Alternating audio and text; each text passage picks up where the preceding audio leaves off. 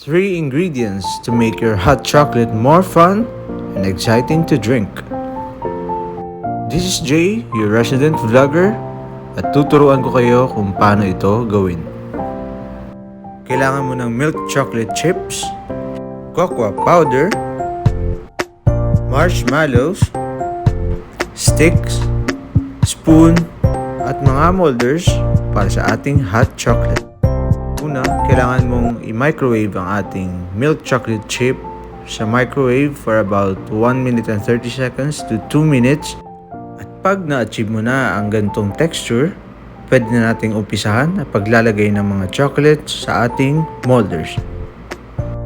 Ngayon naman ay pwede na nating ilagay ang ating tinunaw na milk chocolate sa ating mga molders. Maglagay muna tayo ng mga tig-iisang kutsara ng chocolate para balanse lahat. Kapag nalagyan mo na lahat, pwede mo nang ikalat ang ating chocolate gamit ang ating spoon.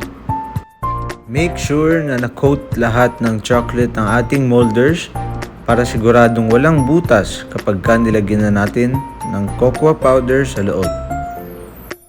Gawin ito sa bawat area ng ating molders hanggang sa Pagkatapos ma-coat lahat ng ating chocolate ang molders, linisan lamang at alugin para pantay lahat ng chocolate sa ating mold.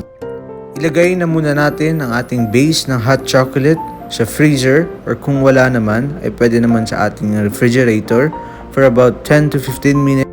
After 10 to 15 minutes, pwede nating alisin sa ating freezer at umpisahan na ang paglalagay ng stick at ng ating chocolate powder sa loob. Dahan-dahan naman nating ipasok ang ating mga stick sa base ng ating hot chocolate for at least 1 inch para siguradong hindi malalaglag ang ating chocolate kapag inilagay na ito sa gatas.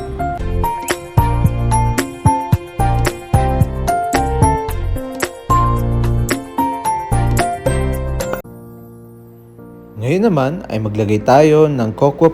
Pwede niyong dagdagan ang cocoa powder na ilalagay ninyo sa loob. Depende kung gaano ka-sweet ang gusto nyo sa inyong hot chocolate.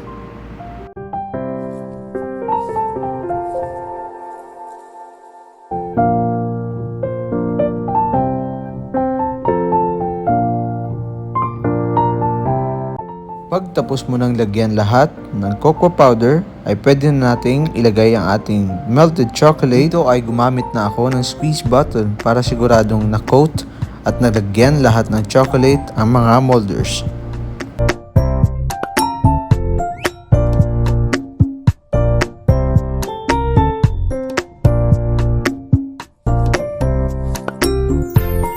Pagkatapos ilagay ang mga chocolate sa ating molder, ay ibalik muli ito sa ating freezer at magantay for at least 10 minutes hanggang sa after 10 minutes, ready na siya at pwede nang tanggalin sa ating molder. Tanggalin naman natin ang ating mga chocolate sa ating mga molders isa-isa at iset aside.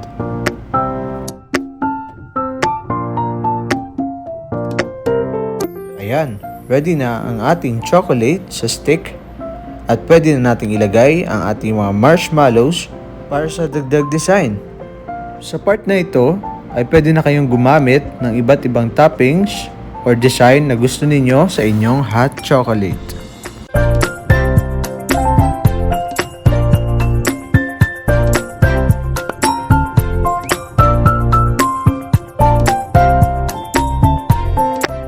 Pagkatapos ilagay ang ating marshmallows, naman natin ito ng ating melted chocolate sa taas para mas attractive siya tignan.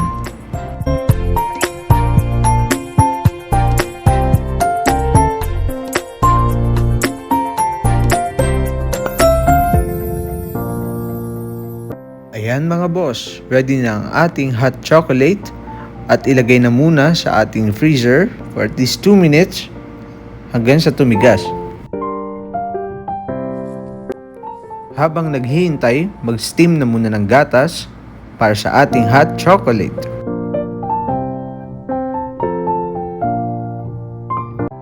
And there you have it mga boss, ready na ang ating hot chocolate na perfect pang regalo at pang negosyo. Maraming salamat sa lahat ng mga nanonood ng aking mga videos. And please comment down kung may mga content pa kayo na gusto nyong gawin ko. Like, share, and subscribe my YouTube channel, The Boss J TV. Until next vlog!